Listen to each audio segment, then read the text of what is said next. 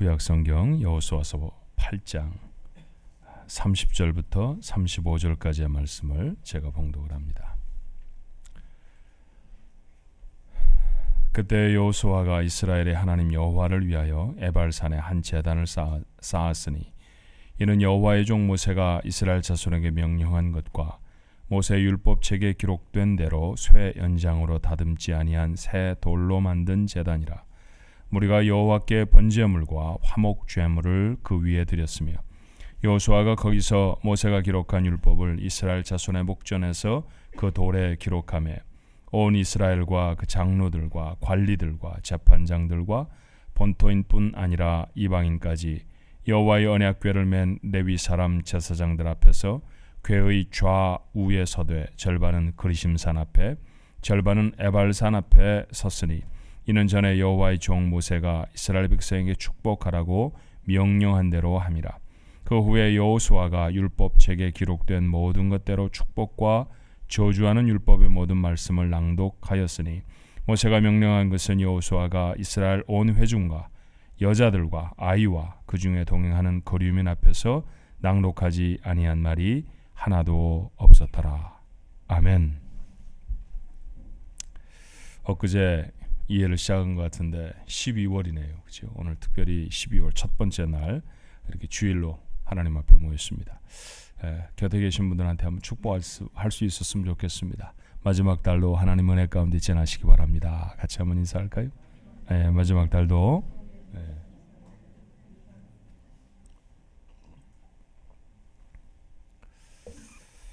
운동선수들이 승리하고 나면 승리의 세레모니라는 걸 합니다. 특별히 축구 같은 경기를 보면 골을 넣은 그런 선수가 환호하는 모습을 우리가 텔레비전 통해서 종종 보게 되죠. 막 다른박질을 하기도 하고 위에 입은 유니폼을 벗어 붙이기도 하고 말이죠. 또 감동적인 것은 무릎을 꿇고 기도하는 사람들도 종종 있습니다. 미식 축구장에서 일어난 일인데 한 선수가 어려운 터치다운을 성공을 시켰다고 그래요. 동료들이 가서 끌어왔는데 미식축구 선수들이 보통 몸무게가 나가는 친구들이 아니거든요. 300파운드씩 나가는 친구들이 냅다 달려서 그 터치다운을 한 친구들과 부둥켜 안고 끌어안다가 그만 한 친구가 뼈가 부러졌다는 그런 뉴스를 본 적도 있습니다. 인생은 크고 작은 전투의 계속이죠. 때때로 실패하기도 하지만 때때로 승리할 때도 있습니다. 정말 어려운 싸움이었거나 또 여러 번의 실패 가운데 주어진 승리라고 하면 감격은 아마 더할 겁니다. 아이성의 전투가 그랬습니다. 만만하게 봤죠. 좀 작아 보였으니까요. 그래서 자신들의 허물은 살펴보지도 않고 달려들었던 전투가 그것이었습니다. 그런데 첫 번째 전투에서 패배하고 말았어요. 이스라엘의 용사들은 죽었고 백성들은 낙담을 합니다. 생각지도 않았던 패배이죠. 원인도 이유도 알 수가 없습니다. 이런 때에는 하나님께 엎드리는 것이 해결의 방법입니다. 여호수아가 하나님 앞에 엎드렸어요. 여호수아 7장 10절의 말씀에 보니 이렇게 되어 있습니다. 여호와께서 여호수아에게 이르시되 일어나라. 어찌하여 이렇게 엎드렸느냐. 실패하고 좌절해버렸습니다. 그래서 하나님 앞에 여호수아가 엎드려 있다는 것이죠. 하나님이 그를 이렇게 세우십니다. 그리고 해결의 방법을 일러주셨어요. 하나님의 말씀대로 이스라엘 백성은 자기들 안에 어떤 허물이 있는지 찾아냈습니다. 다른 것이 아니었죠. 아간의 범죄를 찾아내고 그 아간의 모든 가족들 그리고 아간이 훔쳤던 물건들을 다 불태워버린 것이었습니다. 죄를 온전히 해결했습니다. 어제까지 이웃이었고 또 누구에게는 가족이었겠지요. 전쟁터에서는 서로의 생명을 의탁할 수밖에 없었던 동지였습니다. 그런 사람들을 죽이는 것 쉬운 일이었을까요? 절대로 쉬운 일이 아니었을 것입니다. 근데 이스라엘 백성은 그렇게 했습니다. 그래야 모두가 망하지 않을 수 있기 때문입니다. 한 가지 기억해야 하지요. 죄를 버리고 그 결과를 해결하는 것 언제나 쉬운 일이 아닙니다. 그렇지만 아무리 어려워도 그렇게 해야 합니다. 그래야 다음에 이길 수 있기 때문입니다. 이것이 아주 망하지 않는 길입니다. 이렇게 스스로를 정결케 한 후에 이스라엘 백성은 아이성과의 두 번째 전투에 나섭니다. 이번에는 신중했죠. 처음과는 사뭇 달랐습니다. 이스라엘 전체 병사들 중에 그리고 뽑아낸 3만 명의 병사를 출현합니다. 작전도 치밀하게 세웠습니다. 모두가 긴장을 했고요. 특별히 여호수아는 한시도 손에 잡은 창을 내려놓지 않았습니다. 그때 상황을 여호수아서 8장 26절은 이렇게 말해요. 아이 주민들을 진멸하여 바치기까지는 여호수아가 단창을 잡은 손을 거두지 아니하였고, 그리고 이번에는 이겼습니다. 어쩌면 여리고 성의 전투 때보다도 더 감격스러웠을지 모릅니다. 왜 그랬을까요? 실패를 딛고 이룬 승리 아닙니까? 어려운 과정을 감당하면서 이루어낸 승리였기 때문입니다. 자, 이제 승리를 했으니 좀 전에 말씀드렸던 것처럼 운동선수들처럼 승리의 세레모니를 해야 하잖아요. 이스라엘은 무엇을 했을까요? 그런데 성경을 읽어보니까 그들은 축배를 드느라 시간을 보내지 않았습니다. 모은 전리품들이 적지 아니하였지만 그것을 분배하느라 허비할 시간이 없었습니다. 승리의 자리에 그저 머물러 있었던 것도 아닙니다. 승리 후에 그들이 지체하지 않고 했던 것이 있었습니다. 그 일이 무엇이었는가 하는 것을 본문의 첫 번째 절은 이렇게 소개합니다. 30절이었죠. 그때 여호수아가 이스라엘의 하나님 여호와를 위하여 에발산에 한 제단을 쌓았으니. 에발산이라고 하는 것은 아이성에서부터 서쪽으로 25마일쯤 떨어진 곳입니다. 쉽게 말하면 요단강 동편에서부터 가나안 땅을 점령해 들어왔으니까 계속해서 가나안 땅의 깊숙한 곳으로 들어갔다, 그런 얘기죠. 자, 그때라고 적은 것으로 보아서 아이성 전투에서 승리하고 곧바로 이동한 것처럼 보입니다. 그렇다고 하면 이스라엘 백성은 왜 서둘러 이곳으로 왔을까요? 그곳은 말 그대로 산입니다. 에발 산이죠. 점령해야 될 성이 있는 것도 아니고요, 쉴 만한 좋은 장소도 아닙니다. 그런데 그들은 그곳에 왔습니다. 전쟁에 이기자마자 말입니다. 거기에는 이유가 있었습니다. 자, 구약성경 신명기 27장 4절로 5절의 말씀이 그 근거일 거예요. 자, 그 말씀은 이렇습니다. 너희가 요단을 건너거든 내가 오늘 너희에게 명하는 이 돌들을 에발산에 세우고 그 위에 석회를 바를 것이며 또 거기서 내 하나님 여호와를 위하여 제단 곧 돌단을 쌓되 그것의 쇠연장을 대지 말지니라. 자, 신명기의 말씀입니다. 말하고 있는 사람은 모세고요. 그리고 하나님의 말씀을 이렇게 대언합니다. 그러니 시점은 아직도 가나안 땅에 들어오기 전이었습니다. 이제 광야의 맨 끄트머리에 몰려 있죠. 이제 조금 있으면 이스라엘 백성들은 하나님이 그들에게 약속으로 주신 젖과 꿀이 흐르는 땅이라고 하는 가나안 땅에 들어갈 것입니다. 그런데 그 땅에 들어가서 그들이 해야 할 첫 번째가 무엇이라고 말합니까? 에발산이라는 곳으로 가라라는 것이죠. 그곳에 제단을 쌓아야 한다라고 명령하십니다. 이것을 기억하는 여호수아와 이스라엘 백성들이 서둘러서 에발산으로 갔던 것이죠. 자, 가만히 생각해 보면 이 에발산이 마치 최종 목적지인 것처럼 보이지 않습니까? 마치 여리고를 무너뜨리고 아이성을 무너뜨린 것은 에발산으로 가기 위함인 것 같습니다. 사실 그들은 점령한 성을 다 무너뜨렸지 그곳을 점령해 살 곳을 만들었다라고 하는 기록을 찾아볼 수가 없습니다. 지금도 여리고에 가보면 운물이 있고 사람들이 모여 삽니다. 팔레스타인 사람들이 가장 크게 거주하고 있는 지역은 지금도 변함이 없습니다. 그러니 살만한 곳이었죠. 아이성도 살만한 곳이었으니까 사람들이 모여 살지 않았을까요? 그런데 그들은 그곳에서 살지 않습니다. 살기 위해 무너뜨린 것이 아니라 지나가기 위해 무너뜨린 것처럼 보였다라는 것이죠. 이렇게 어려움을 다 헤치고 도착한 에발산이었습니다. 그곳에 도착해서 그들은 무엇을 했습니까? 제단을 쌓았죠. 제단을 쌓았다라고 하는 구약 성경의 표현을 우리가 살아가는 이 시대의 말로 바꾸어낸다고 하면 무엇입니까? 하나님 앞에 예배를 드렸다라는 것입니다. 여러분, 이 사실이 얼마나 중요한 것을 우리에게 교훈하는지 몰라요.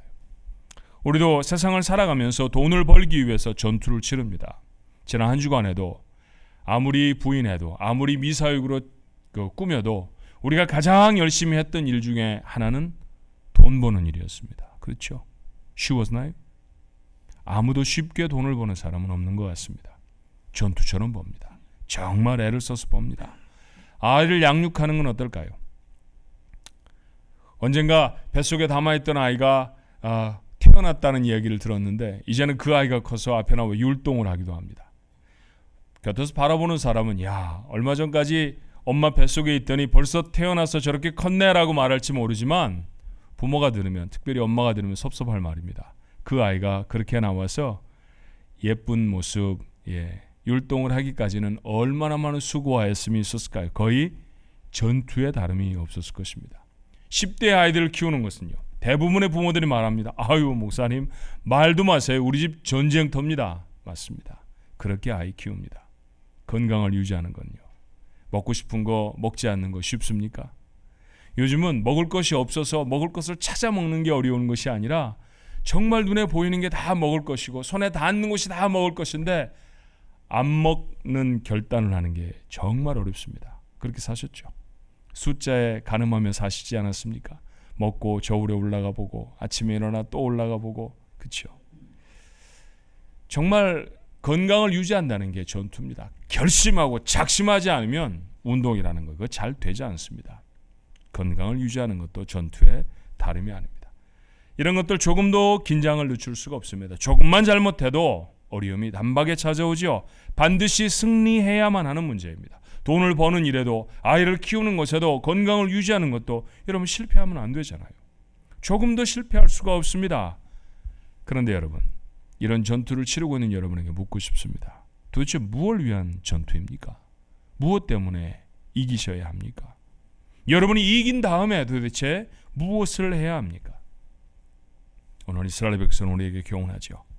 인생이 치러내야 하는 수많은 전투들, 모양은 다를지 모릅니다. 어떤 이는 돈을 버는 전투를, 어떤 이는 아이를 키우는 전투를 열심히 부지런히 할지라도 그 모양은 다 다를지라도 목적은 하나라는 것이죠. 하나님을 예배하는 자리로 나아가기 위함입니다.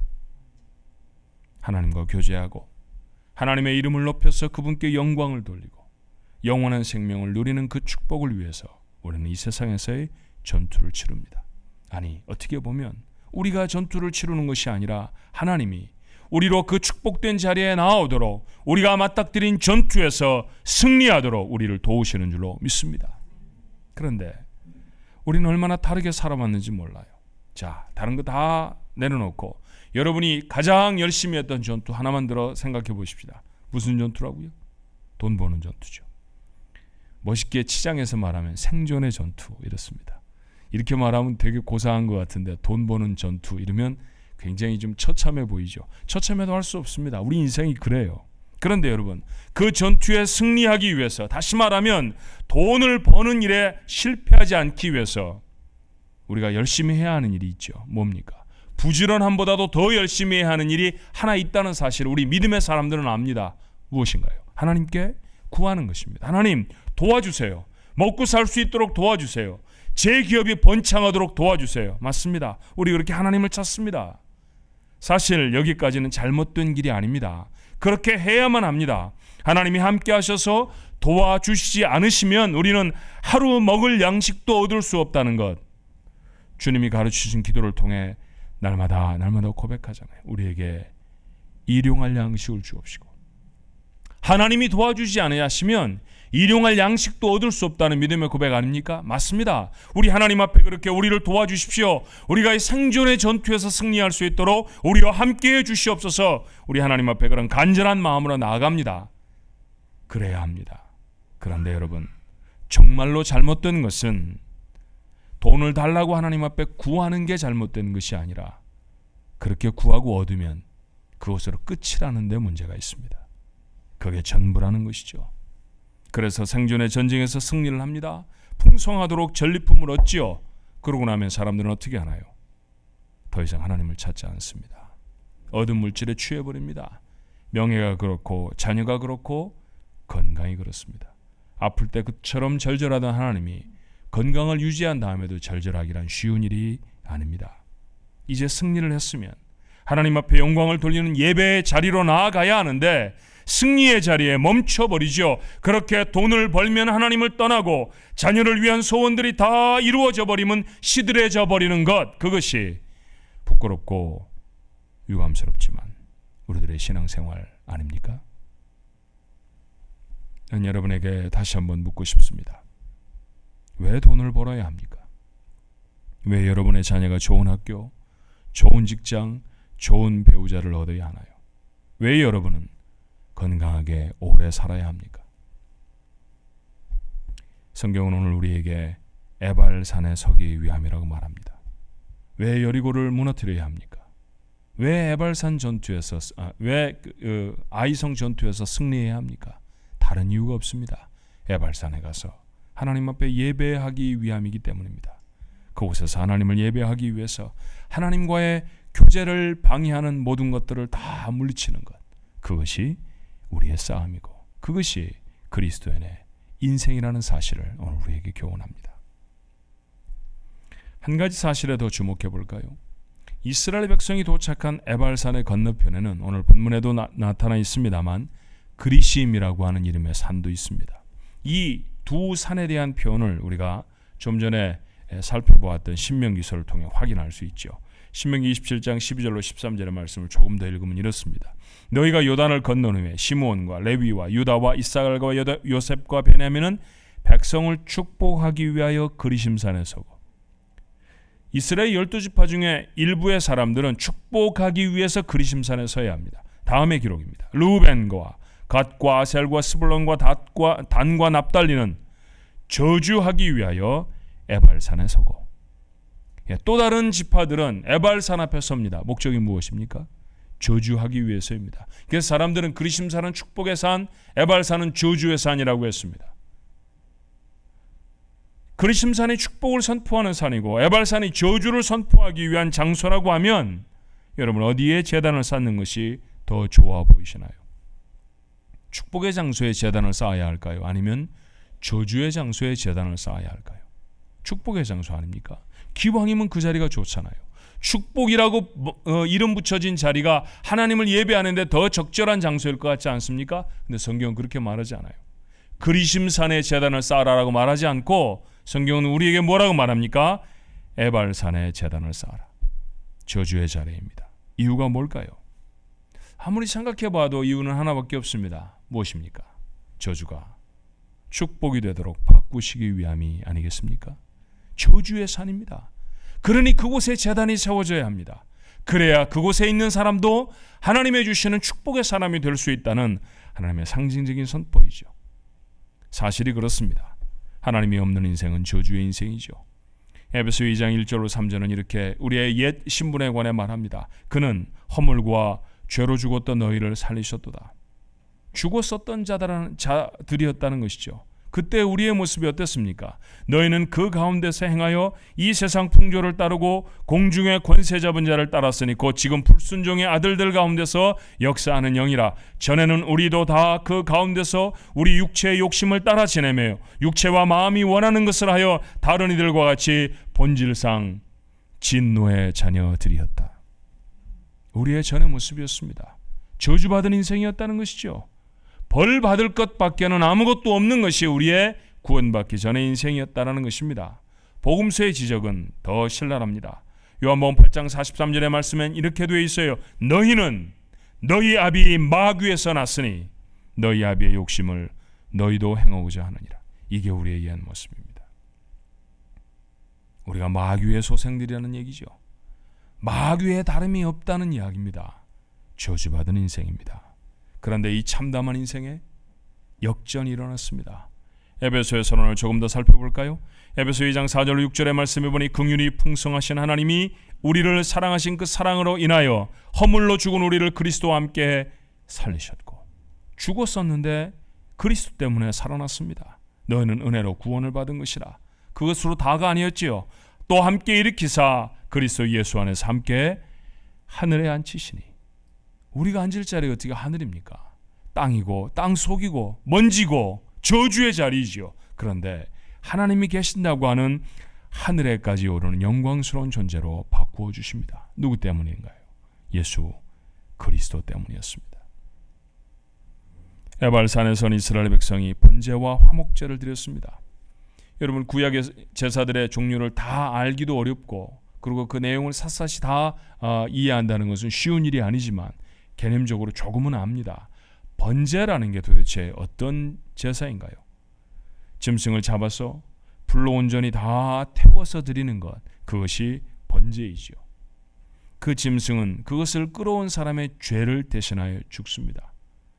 짐승을 끌어와서 그것이 제물로 드려지기 위해 제사장의 손에 넘겨질 때 그 직전에 제물을 끌어온 사람이 하는 일이 있습니다. 그 짐승의 머리에 손을 얹고 안수를 하는 것입니다.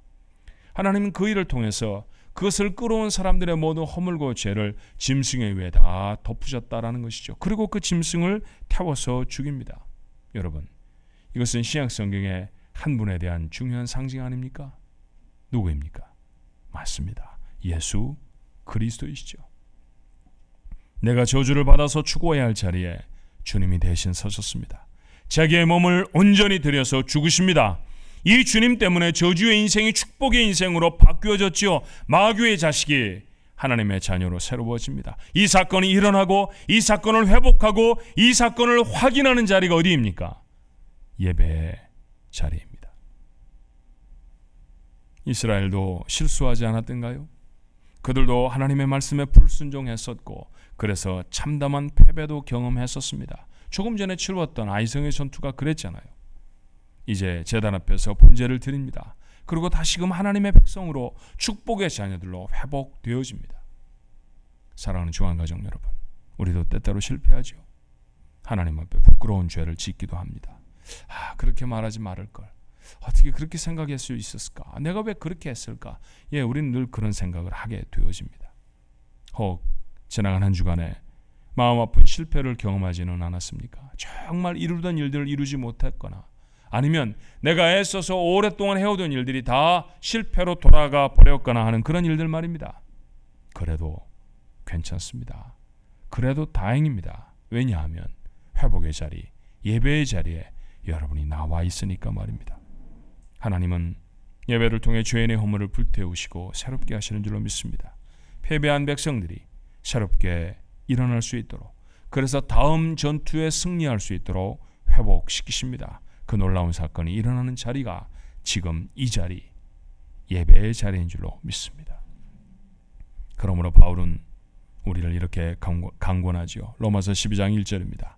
그러므로 형제들아, 내가 하나님의 모든 자비하심으로 너희를 권하노니 너희 몸을 하나님이 기뻐하시는 거룩한 산 제물로 드리라. 이는 너희가 드릴 영적 예배니라. 예배 자리에 나와 자신의 죄와 허물을 다 쏟아내고 하나님의 사람으로 회복되어야 합니다. 그러므로 인생이 살아내며 치러야 하는 수많은 일들이 있지만 그 중에 예배보다 더 소중한 것이 없는 줄로 믿습니다. 내가 살아나는 자리니까요. 내가 살아있는 사람으로 회복되는 자리니까요. 내가 살아있다는 사실을 확인하는 자리니까 말입니다. 이제 이스라엘 백성이 또 하나의 제사를 드리죠. 번제와 화목제를 드렸다고 했잖아요. 그 화목제라는 것이 그렇습니다. 말 그대로 하나님과 화목하게 되었다는 얘기입니다. 이 화목이라고 하는 히브리 단어가 품고 있는 여러 뜻이 있는데 그 뜻 중에 몇 가지는 있습니다. 기쁨, 행복 이런 거 말이에요. 뭘 상징합니까? 하나님과 관계가 회복된 곳에 진정한 기쁨이 있는 줄로 믿습니다. 그런 인생이 행복합니다. 그러므로 예배는 인생에 주어진 최고의 축복인 줄로 믿습니다. 이 축복을 놓치지 마십시오. 이 축복을 평생 가슴에 담고 사십시오. 예배를 소중히 여기는 자들이, 예배 앞에 나아가기를 부지런히 하는 자들이 이 놀라운 은혜를 얻을 줄로 믿습니다. 제사를 마친 백성들 앞에서 여호수아는 하나님의 율법을 낭독했습니다. 예배를 드리는 사람들에게 하나님은 종종 말씀하시죠. 하나님과의 관계가 회복된 사람에게 가장 중요한 것이 사실은 무엇입니까? 하나님과 관계가 회복되었습니다. 전에는 세상의 사람이었는데, 전에는 마귀의 자식이었는데 예배를 통해서 내가 하늘의 사람, 하나님의 자녀가 되어졌다고 하면 이제부터 내게 가장 중요한 것은 무엇입니까? 세상의 원칙이 아니라 하나님의 원칙이죠. 다시 말하면 하나님의 말씀입니다. 하나님의 사람으로 살아가는 것, 그것이 가장 중요하죠. 그래서 그 길을 위해 하나님은 우리에게 말씀하십니다. 그러므로 한 말씀도 빼놓지 않고 다 들어야 합니다. 예배를 마치고 또다시 인생이라고 하는 치열한 전쟁터로 돌아가면 우리가 싸움을 해야 하지 않습니까? 그 싸움에서 승리할 비결은 무엇입니까? 이스라엘은 어떻게 여리고성을 이겼나요? 어떻게 아이성의 전투에서 이겼습니까? 하나님의 말씀을 따랐을 때 아닙니까? 맞습니다. 하나님의 말씀이 우리가 맞닥뜨린 전투에서 우리를 승리하게 할 줄로 믿습니다. 그러니 한 단어도 지나칠 수 없습니다. 살고 죽는 것이 하나님의 말씀에 달려 있습니다. 오래전에 동부에 살 때 그래도 동부의 이쪽 이스트 코스트라는 곳을 한번 다 가보자. 그래서 모처럼 시간을 내서 맨 밑에 있는 키웨스트라는 곳을 간 적이 있었습니다. 플로리다 남쪽에 있는 이렇게 섬들이 쭉 연결되어 있는데 아마 열쇠고리처럼 연결되어 있다. 그래서 부르는 것 같아요. 그 사람들은 그 많은 섬들을 아일랜드라고 부르지 않고 키라고 부르더라고요. 그러니까 웨스트라고 하는 섬인데 이름을 멋지게 아주 키웨스트. 우리는 해밍웨이의 집이 그곳에 있다는 것으로 잘 알고 있죠. 그곳에서부터는 날이 맑을 때는 쿠바가 맨눈으로 보입니다. 이제 그곳까지 갔어요. 간 김에 호사를 좀 하기로 했습니다. 별로 비싸지 않은 배지만 타서 섬에서 조금 떨어지니까 여러분 스노클링이라는 거 아시죠? 안경을 쓰고 그 다음에 입에다가 파이프 같은 거 물고 들어가서 열대어를 구경하는 거예요. 그렇죠? 한 2, 3m 정도 되는 깊이의 얕은 바다에 띄워놓고 그곳에 이제 사람을 풀어넣습니다. 관광객이 가득 찼죠. 그 사람들에게 안경도 그 다음에 이 호스도 하나씩 숨 쉴 수 있는 도구도 다 나눠줬습니다. 근데 라이프 가드가 우리에게 물에 들어가기 전에 설명을 하는 거예요. 숨을 어떻게 쉬어야 하고 수영을 할 때는 어떻게 해야 되고 아무도 떠들지 않습니다. 조용히 듣습니다. 2, 3m밖에 되지 않는 물에서도 죽으려면 충분히 죽을 수 있잖아요. 그러니 그곳에 가서 살아날 방법이 무엇입니까? 그 라이프 가드가 어떻게 숨 쉬라고 하는 말을 잘 들어야 합니다. 여러분 뻔한 얘기지만 호수를 입에 물고 코로 숨을 쉬면 어떻게 될까요? 그럼 그 사람은 물을 다 마시게 되죠. 그러니까 코로 절대로 숨을 쉬지 마십시오. 안경 속에 코를 꼭 밀어 넣어야 합니다. 숨을 쉴 때는 어떻게 하십시오. 물이 들어갔을 때는 어떻게 해야 합니다. 세세히 다 가르쳐주면 귀 기울여서 듣습니다. 심지어 어떤 사람은 물속에서 보려고 하는지 노트에다 적더라고요. 왜 그럴까요? 그 잠깐의 유의지만 그것을 위해서 죽지 않고 다치지 않고 재밌게 즐기기 위해 한마디도 놓칠 수가 없습니다. 맞습니다. 예배가 마치면 전쟁터로 가야 합니다. 살아나셔야 하잖아요. 죽을 수 없잖아요. 이겨야 하지 않습니까? 한마디들 어떻게 놓칩니까? 이게 하나님의 말씀입니다. 그래서 이스라엘 백성은 한마디 한마디 다 들었습니다. 하나님의 말씀대로 싸우면 이기는 줄로 믿습니다. 하지만 하나님의 말씀을 떠나면 아무리 실력이 좋아도 집니다. 그것이 여리고성 전투에 승리하고 아이성 전투에 패배했던 이스라엘 백성이 배운 것이었습니다. 그들의 승리와 실패를 다시금 승리하는 모습을 통해 본 우리들, 오늘 성경을 통해서 그 사실을 보았죠. 무엇을 교훈받습니까? 같은 사실입니다. 하나님의 말씀에 순종하면 어떤 전투에도 승리할 줄로 믿습니다. 그러나 하나님의 말씀에 순종치 않으면 이 세상에서 우리가 이길 수 있는 전투는 하나도 없습니다. 본문에 우리의 눈을 확 잡아끄는 말씀들 몇 가지가 있죠. 34절의 말씀에 보니까 모든 말씀을 이라고 했습니다. 35절에 다시 반복해 말하기를 낭독하지 아니한 말이 하나도 없었다라고 했습니다. 모세가 이스라엘 백성에게 가르친 말들은 다 말했다는 것이죠. 모세가 말을 얼마나 많이 했습니까? 그렇죠? 출애굽기에, 레위기에, 민수기에, 신명기에 얼마나 많은 이야기를 모세가 했나요? 그 말을 여호수아가 전부 다 했다는 얘기입니다. 긴 시간이었을 것입니다. 그 전에 노인도 있었을 것이고 아이도 있었을 것입니다. 그런데 그들은 그 긴 시간을 일어서서 들었습니다. 여호수아서 8장 33절 본문의 말씀은 이렇죠. 온 이스라엘과 그 장로들과 관리들과 재판장들과 본토인뿐 아니라 이방인까지 여호와의 언약궤를 맨 레위 사람 제사장들 앞에서 궤의 좌우에 서되 절반은 그리심산 앞에 절반은 에발산 앞에 섰으니, 그렇게 서서 짧지 않은 하나님의 말씀을 들었습니다. 오늘날의 속도로 읽어도 2-3시간은 읽어야 할걸요. 그런데 그것을 놓치지 않고 듣습니다. 사랑하는 성도 여러분, 설교가 30분이 넘으면 조는 사람들이 되지 말아야 합니다. 그렇다고 제가 설교를 30분 이상 하겠다 이런 얘기는 아닙니다. 제가 웬만큼 이렇게 가슴에 뜨거운 불이 떨어지지 않는 다음에 30분 이상 설교 안 하잖아요. 그렇죠? 그런데 그 짧은 시간에도 고개를 떨구는 분이 계세요. 방아를 찢는 분들이 계십니다. 정말 제 말을 안 듣는다, 이게 속상한 게 아니라 저 사람이 내일부터 싸우는 전투에 이길 수 있을까? 또 지고 돌아올 텐데 팔 하나가 뚝 잘라진 채로 돌아오면 어떻게 하지? 피를 철철 흘리면서 돌아오면 어떻게 하나? 여러분, 그러지 않아야 합니다. 살아나야 하잖아요. 그렇죠? 예배를 마치면 해야 할 분주한 일들로 마음을 가득 채운 채 이제 미국말 표현대로 귀만 주고 있는 것도 아닙니다. 말씀이 선포되는 자리보다 더 귀한 자리는 없습니다. 그 시간이 내가 살 시간이고 앞으로도 살 수 있는 축복의 시간이기 때문입니다. 바쁘고 분주하면 하나님의 말씀에 귀를 기울이지 않아도 되는 그런 사람들이 안 돼야 합니다. 하루의 시작을 신문지를 펼쳐놓고 시작하는 사람보다는 말씀을 펼쳐놓고 시작하는 사람이 훨씬 더 승리할 수 있다는 것, 자명한 일 아닙니까? 어떤 사람의 모습으로 사십니까? 말씀을 맞지요. 예배는 그리스도인의 삶의 목적입니다. 사랑하는 성도 여러분, 이 일에 생명을 거십시오. 생명을 걸어야 합니다. 예배가 우리 삶의 목적이 되어야 합니다. 여리고성 같은 난공불락의 어려움도, 아이성처럼 괴로운 사건도 예배하기 위한 마음을 가진 사람을 위해서 하나님은 무너뜨리실 줄로 믿습니다. 그러니 앞으로 살게 되는 한 주간을 예배를 위해서 하십시오.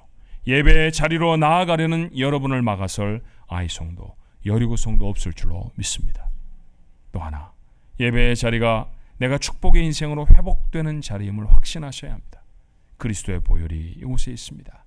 이 피가 아니면 하나님의 자녀, 천국의 백성으로 자신의 인생을 역전시킬 수 있는 방법이 없습니다. 하나님의 말씀이 이곳에서 선포되어집니다. 이것이 내가 살 길입니다.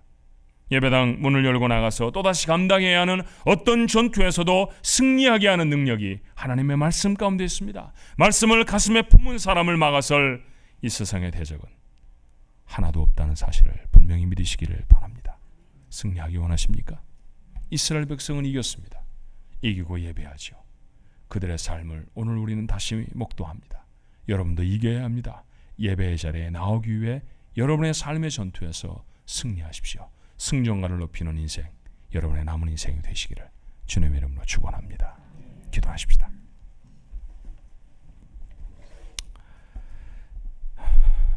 참 약삭빠르게 믿었다라는 생각이 듭니다. 우리에게 필요한 물질이 있고 해결되어야 할 문제가 있으면 하나님을 얼마나 절절하게 찾았던지 모릅니다. 그래서 우리가 원하고 소원했던 것들이 이루어지면 하나님 앞에 마음이 냉담해져서 돌아설 때가 참 많았습니다. 발등에 떨어진 문제라고 하면 직장에 가면서도 예배당에 들려 기도하고 돌아오면서도 하나님 앞에 눈물로 기도했었는데 아무런 어려움이 없으면 주일 예배도 참여하기가 결단을 해야 가능했던 천박한 믿음들이 저희 것은 혹시 아니었습니까? 주님, 오늘 성경은 우리에게 말합니다. 우리에게 물질이 생기는 것이, 우리가 건강을 회복하는 것이, 우리가 소원했던 문제들이 다 이루어지는 것이, 그것이 우리 삶의 목적이 아니라 그것을 해치고 나와 하나님 앞에 예배하는 자가 되는 것, 그것이 우리의 인생의 목적이라고 가르쳐 주십니다. 이스라엘 백성이 여리고의 전투를 승리하고 아이성의 전투를 승리하고 아무것도 없는 것 같은 허벌판과 같은 에발산에 서서 하나님을 예배합니다. 마치 그것을 위해 가나안 땅에 들어온 것처럼 말입니다.